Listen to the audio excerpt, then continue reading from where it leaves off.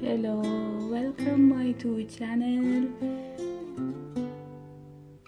Time Book.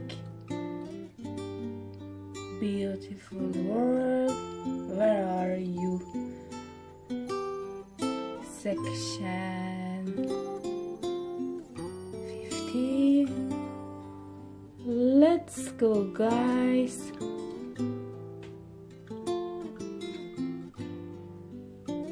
We went to read this book together for today. Time, joy. Let's go. And coffee. Let's go. On Monday evening at 8:15, the main room of Simon's apartment was empty, and they, through the small window, already seen in the kitchen and the larger window in the living room opposite. Remained the light touched the wires interior surface, the silver base of the sink, with the singularity plate and knife laying inside the kitchen table, down here and there with crumb, a fruit bowl contained unruined banana and 2 apples.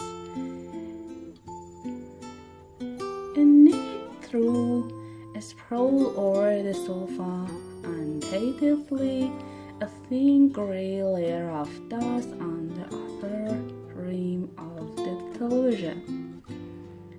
The bookcase, the table lamp, a cheese set on coffee table with what appeared to be an unfinished game on the board.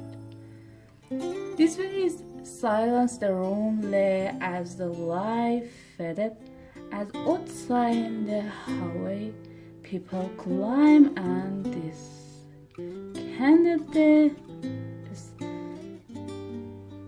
staircase, and in the street drive a swift passing wave of weight sound. At 8:50 came the noise of a key slipped into the lock, and then the apartment door opened. Simon was talking on the phone as he entered, taking the schedule off his shoulder with his free hand, saying aloud, "No, I don't think they are worried about it. Really, it's just an announcement."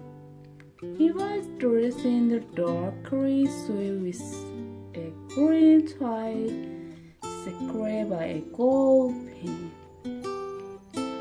Quality had used his foot to close the door behind him and hung his bag up on the hook.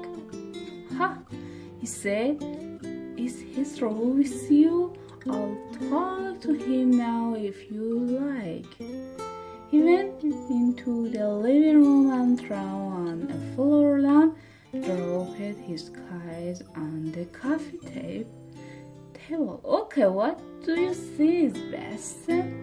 he asked, along the yellow light of the lamp. He looked at Troy.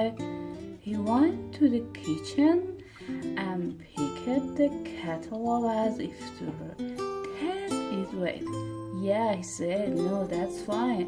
I'll just tell him I've talked to you about it." Replacing the kettle carefully, he tried on and then sat down on the kitchen chair.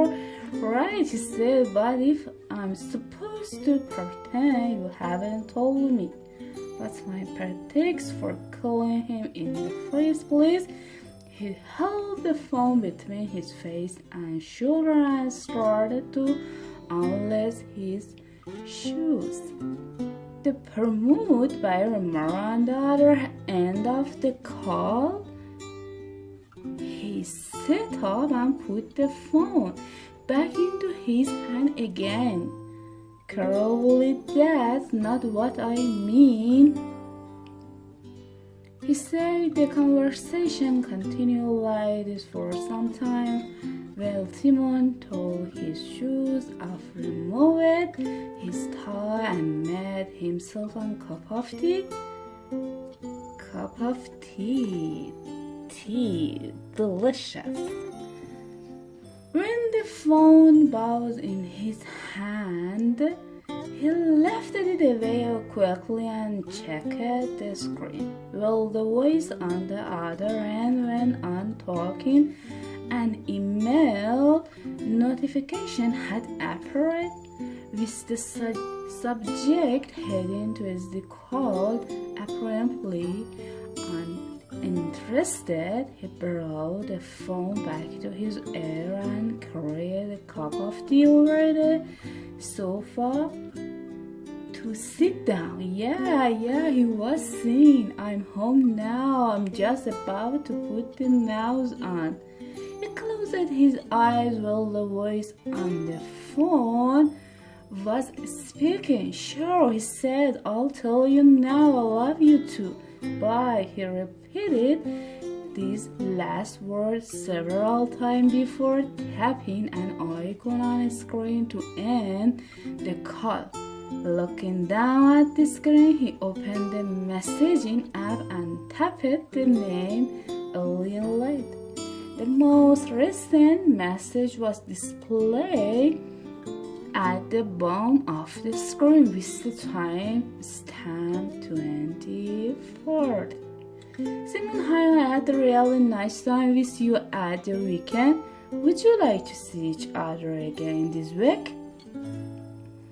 An icon showed Alien had seen the message but no response had arrived.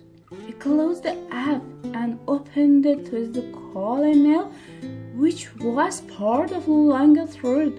A previous message read, yes, I'm told they have fun. Record. Also, Simon or Lisa, can you get across this please and get in touch with as soon if need.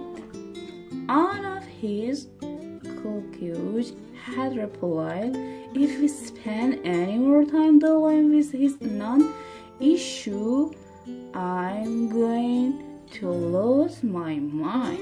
The noted message reads, Simon, I'm attaching Anthony's number and detail below. Give him ring tonight if possible or tomorrow morning.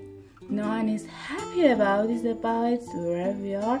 Locking his phone, he allowed his eyes to close, and for a few moments he sat on the sofa, not moving, his chest rising and falling with his breath.